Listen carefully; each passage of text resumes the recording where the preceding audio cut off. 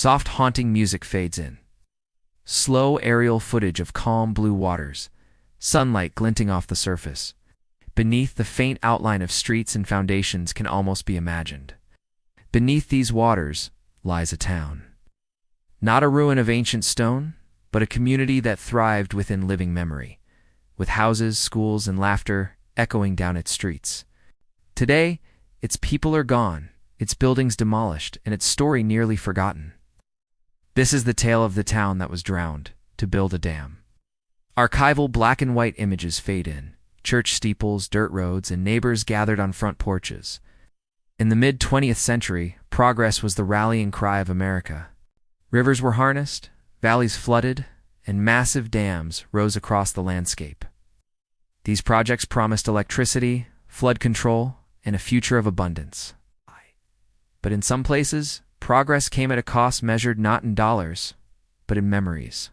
Nestled in a fertile valley, the town of Riverton, as locals called it, had been home for over a century.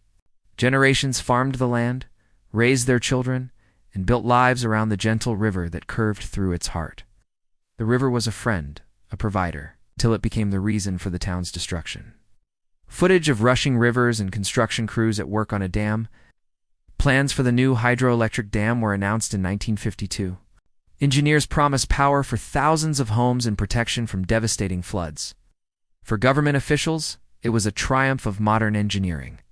For Riverton's residents, it was a death sentence for their way of life. Letters arrived, telling families they would have to leave. Their homes would be purchased, whether they wanted to sell or not.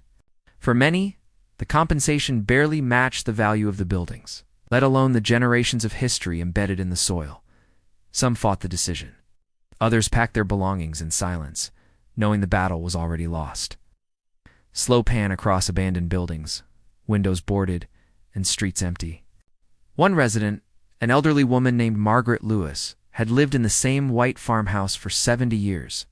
She watched as her neighbors left one by one until her home stood alone on a street that once bustled with life. In an interview before the flooding, she said, "You can build a dam anywhere, but you only get one home like this." Demolition crews came next. Churches were torn down, storefronts dismantled, gravestones relocated to higher ground. Everything that could be salvaged was taken away. What could not be moved was left to the water's mercy. By the spring of 1955, the valley was bare, and the river began to rise, time-lapse effect, water slowly creeping over the land. As the dam gates closed, the water spread across Riverton's streets, swallowing foundations and fields. Barn roofs became islands. The schoolhouse disappeared beneath rippling waves. Within weeks, the town was gone, replaced by a vast, man-made lake. Fishermen now cast their lines where children once played baseball. Tourists sail over what was once Main Street, never knowing what lies beneath. But Riverton's story didn't vanish entirely. On rare occasions, during long droughts when the water level drops, remnants of the town emerge. A stone wall here, the cracked foundation of a church there, ghostly outlines on the muddy lake bed, whispering of the lives once lived above them. Locals say that on still nights, when the wind dies and the lake is perfectly calm, it's almost as if the water remembers. The loss of Riverton is not unique. Across America, dozens of towns have been sacrificed for dams and reservoirs, their histories submerged in the name of progress. Some see these acts as necessary, others as tragedies. Both may be true. For the people who lived there, the lake is not just water.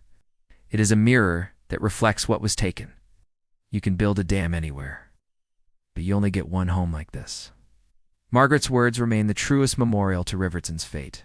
But footage of the calm lake at sunset. The golden light shimmers, hiding the valley beneath.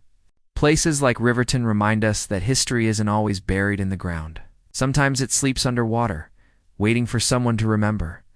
And when we look at these lakes, beautiful, serene, and utterly silent, it's worth asking, what had to disappear for them to exist?